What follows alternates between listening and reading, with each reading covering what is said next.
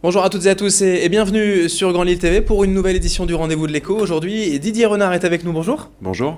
Alors vous êtes le président fondateur d'Hostings, c'est du cloud computing. Alors en français c'est de l'internet dans les nuages, mais on va quand même en dire plus puisque c'est peut-être encore un peu abstrait. Oui. En deux mots, le concept, votre métier aujourd'hui c'est quoi? Le cloud computing, c'est l'informatique comme une énergie. Donc on avait l'habitude de produire sa propre énergie informatique en ayant des ordinateurs dans les bureaux.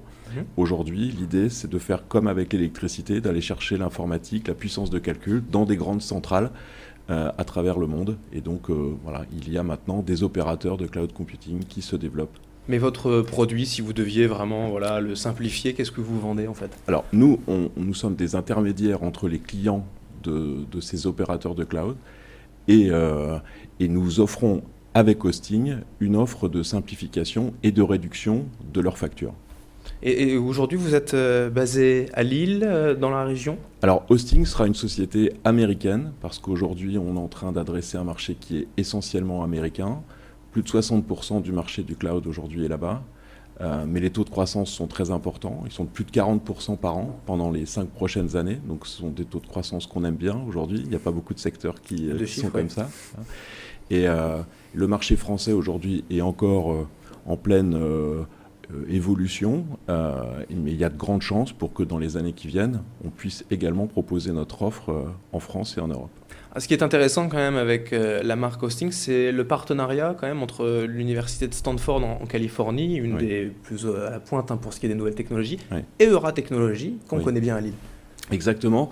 Donc en fait, la société, une autre société que j'ai fondée 3 ans plus tôt, qui est basée à Euratechnologies, est le fournisseur de toute la technologie dont a besoin la société Hosting aux États-Unis. Et c'est dans ce cadre-là qu'on a profité de ce partenariat qu'Euratechnologies a avec l'université de Stanford pour apprendre en fait comment vendre aux États-Unis des solutions technologiques innovantes comme ils savent si bien le faire dans la Silicon Valley. Oui, puisque ce sont les pionniers. Ce sont les pionniers et puis c'est là où 80% de l'innovation technologique se passe pour le monde entier. Oui. Alors il y a le marché américain, mais c'est qui en fait vos clients? Ce sont des entreprises, des particuliers? Vous vous adressez avec qui? Non, on ne s'adresse pas aux particuliers, on s'adresse uniquement au marché des entreprises. En revanche, il n'y a pas forcément beaucoup de segmentation par la taille, donc ça peut être de petites startups, mais qui vont avoir de gros besoins en informatique dans le cloud, et ça peut aussi concerner des grands comptes.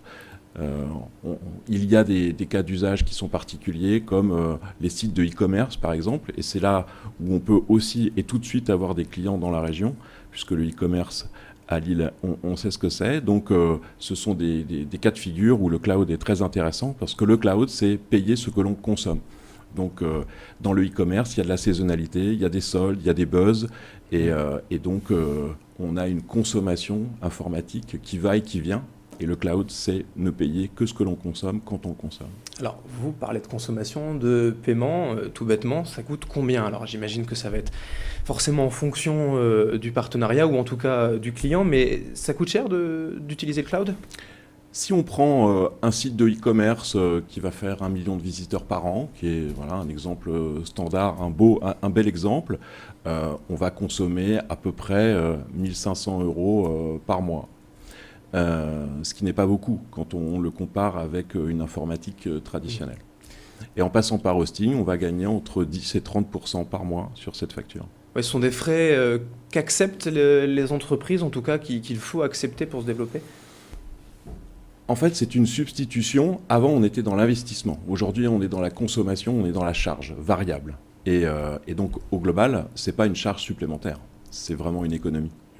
Une économie à Lille aujourd'hui, on voit, vous l'avez dit, la vente à distance, l'e-commerce, forcément, on sait faire. Pour travailler sur ce marché américain, c'est pas un handicap d'être basé à Lille? C'est une force aussi? Alors, c'est la raison pour laquelle la société Hosting est basée aux États-Unis.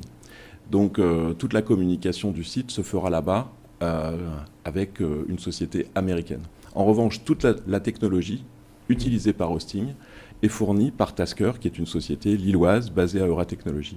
Et donc, plus Hosting se développera aux États-Unis, et mieux ce sera pour Tasker et ici, et pour l'emploi des informaticiens qu'il faudra embaucher chez Tasker. Mais justement, l'emploi, voilà, les ressources humaines, vous les avez à Lille, dans la région?